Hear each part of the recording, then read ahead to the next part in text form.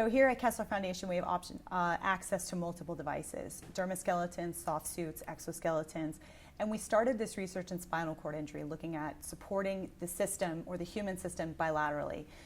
We've now moved into stroke and brain injury, so we can support the system asymmetrically for a hemiplegic population, so individuals who have that asymmetrical weakness.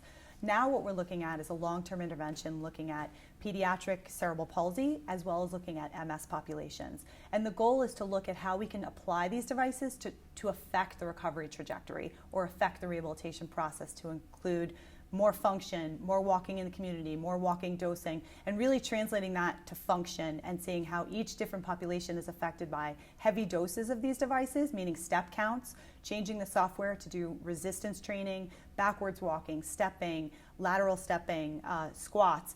These devices can help facilitate all of these movements, and the goal is now to see how implementing this technology can change recovery. So in the pediatric population, we're still gaining access to robotic exoskeletons that can scale down for the pediatric population. Currently, we're using the adult robots to use in pediatrics, so they can only scale down so small. In the pediatric population, when they can scale down small enough and the patient is able to fit into the device, they track pretty well to use for pediatric rehabilitation.